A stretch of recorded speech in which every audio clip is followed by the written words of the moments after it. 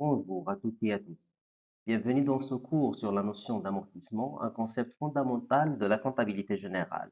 Je m'appelle Boujmaoui Soufiane, doctorant en sciences de gestion des organisations à l'École nationale de commerce et de gestion de Kenitra, et je vous accompagnerai tout au long de cette capsule pédagogique. Pour mieux comprendre cette notion, voyons ensemble le plan de ce cours. Son module est structuré autour de 4 axes complémentaires: une définition claire de l'amortissement, l'identification des immobilisations amortissables, une présentation de l'intérêt de l'amortissement à la fois comptable et fiscal, et enfin les principaux concepts et calculs à maîtriser à travers un exemple. Commençons sans plus tarder par comprendre ce que signifiait le terme amortissement. L'amortissement pour dépréciation est la constatation comptable d'un amoindrissement de la valeur d'un élément d'actif résultant de l'usage, du temps, du progrès technique ou toute autre cause dont les effets sont jugés irréversibles. En principe, toutes les immobilisations qui se déprécient avec le temps sont amortissables. Toutefois, certaines immobilisations ne s'amortissent pas. Il s'agit du fonds de commerce, des terrains et des immobilisations financières. Maintenant que nous savons quoi amortir, voyons pourquoi il est essentiel de le faire. En principe, l'intérêt de l'amortissement pour une entreprise, il permet de corriger la valeur des immobilisations et de les faire figurer au bilan pour leur valeur réelle. Deuxièmement, elle permet à l'entreprise de remplacer à la fin de la durée d'utilisation les immobilisations dépréciées. C'est une incitation à l'investissement. Et enfin, il s'agit comme un levier fiscal, puisqu'il permet de réduire le résultat imposable.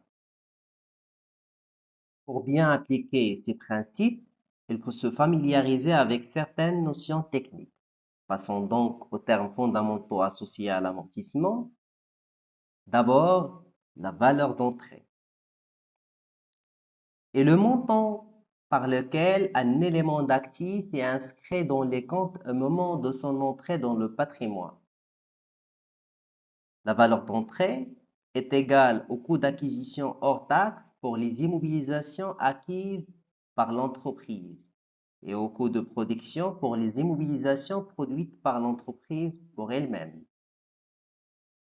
Le coût d'acquisition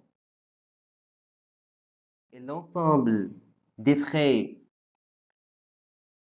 dépensés ou bien dégagés par l'entreprise afin d'acheter ou de mettre en place ou bien de mettre en service un bien ou bien une immobilisation à l'entreprise, et le résultat de le prêt d'achat, les frais d'installation, les frais de transport, les frais de montage, les frais d'importation et la TVA non récupérable.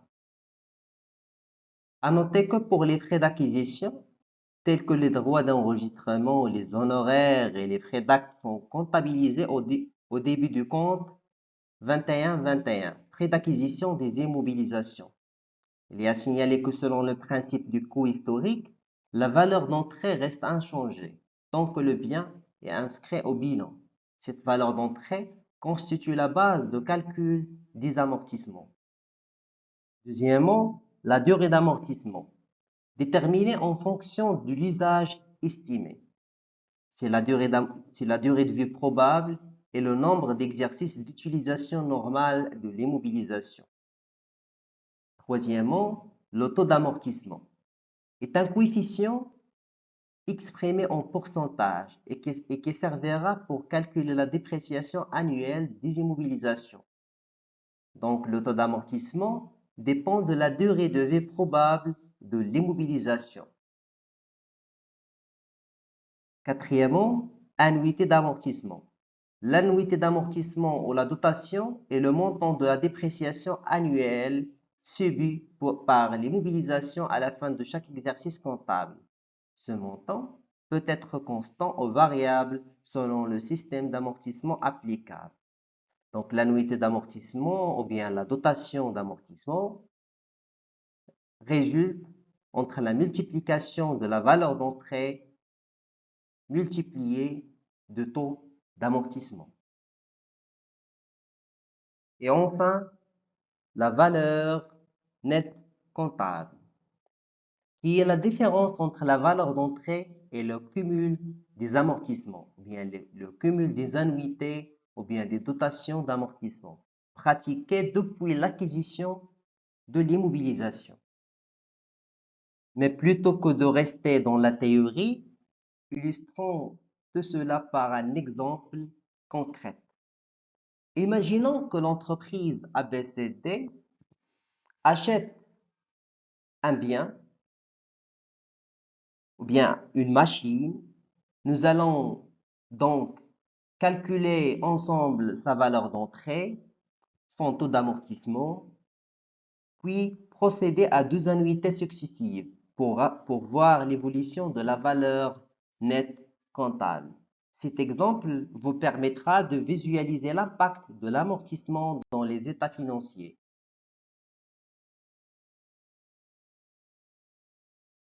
Donc, la valeur d'entrée, c'est le coût d'acquisition hors taxe de la machine. Elle est égale le prix d'achat, les frais d'installation, les frais de transport et les frais d'importation. Donc, l'ensemble de ces frais, on peut calculer la valeur d'entrée. En ce qui concerne le taux d'amortissement, il est peut-être calculé par l'application de la règle 100 divisé sur les années ou bien les années d'utilisation de de cette machine. Pour notre exemple, la durée de vie probable de cette immobilisation est 5 ans. Donc, le taux d'amortissement est égal à 20%. En ce qui concerne la première et la deuxième annuité, le calcul de l'annuité d'amortissement résulte entre la multiplication de la valeur d'entrée avec le pourcentage ou bien le taux d'amortissement. Pour notre exemple, la valeur d'entrée est égale à 150 000 et le taux d'amortissement est 20 000 et 20%.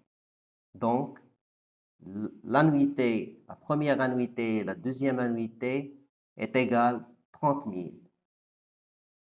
En ce qui concerne le calcul du cumul d'amortissement au 31/12/2015, le cumul d'amortissement, c'est l'addition entre la première annuité et la deuxième annuité, 30 000 plus 30 000, c'est 60 000 dirhams. Et enfin, la valeur nette d'amortissement au 31/12/2015 résulte entre la valeur, ou bien c'est la valeur d'entrée moins l'amortissement cumulé, est égal donc 90 000 dirhams. Et voilà, nous arrivons à la fin de cette présentation. Nous avons vu que l'amortissement n'est pas qu'une simple écriture comptable, mais un instrument de gestion essentiel qui permet à l'entreprise de corriger la valeur de ses immobilisations inscrites au bilan, de prendre en considération le progrès technique, l'effet d'usage ou bien la réalité économique et d'anticiper leur remplacement tout en optimisant sa fiscalité. Merci pour votre attention et n'hésitez pas à revoir cette vidéo, à consulter les documents complémentaires ou à poser vos questions pour approfondir. À très bientôt pour un prochain module. Merci.